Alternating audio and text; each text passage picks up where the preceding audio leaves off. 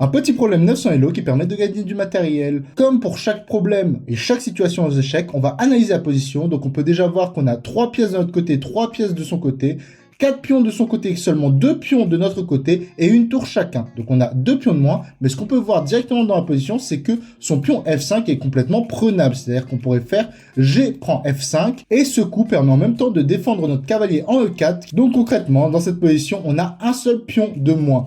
Mais comme d'habitude, dans ces situations, on regarde où est le roi et est-ce qu'on a des attaques et surtout, est-ce qu'on a des menaces sur l'échiquier. Et donc, on peut déjà voir que son roi est en H2, il n'est pas très bien puisqu'il a quasiment toute la colonne ouverte. Il a aussi les cases comme F3 si on met son cavalier qui peut attaquer son roi et aussi faire une fourchette avec sa tour. Donc c'est cette première idée que je vois directement lors d'un problème et je me dis est-ce qu'il y a une possibilité de faire fourchette pour gagner directement une tour. Et donc on peut voir que notre cavalier en E4 ne peut pas aller en F3 puisque un cavalier ne va pas en diagonale et pareil pour notre cavalier en D5, ce qui fait que ça aurait été une bonne idée mais ce n'est pas ça le coup que l'on cherche.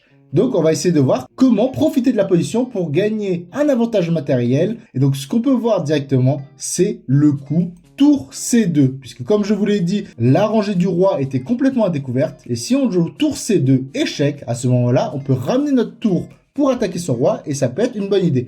Ensuite, il faut réfléchir surtout à la suite de coups. Lui, qu'est-ce qu'il peut faire? Donc déjà, il ne peut pas remonter puisqu'il ne peut pas aller en G3 puisque notre cavalier bloque la case G3. Il ne peut pas aller vers l'avant en G2 puisqu'il y a notre tour et la tour contrôle toute la rangée. Et donc, il va être obligé de reculer. Il a deux solutions, soit son roi en H1, soit son roi en G1. Et donc, on va réfléchir à chacune des solutions, voir si on a des coups pour gagner du matériel. Donc s'il va en H1, on a un coup qu'on voit directement, cavalier G3 échec. Alors le cavalier G3 n'est pas du tout attaqué, et donc ça fait un échec. Il serait à ce moment-là obligé d'aller en G1, et à ce moment-là, on a le très joli coup fou D4 échec.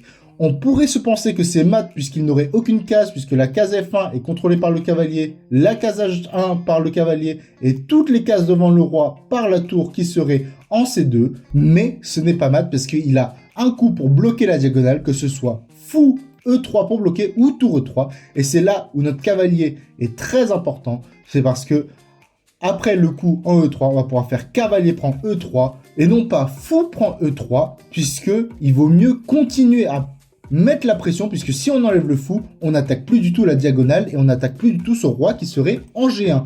Et donc il faudrait prendre avec le cavalier et à ce moment-là, ça serait gagné pour nous. Alors c'est bien ça, la résolution du problème avec tour C2 échec, roi H1, cavalier G3 échec, roi G1, fou D4 échec. Et c'est bien la fin du problème, c'était un problème, un petit problème 900 et qui était intéressant.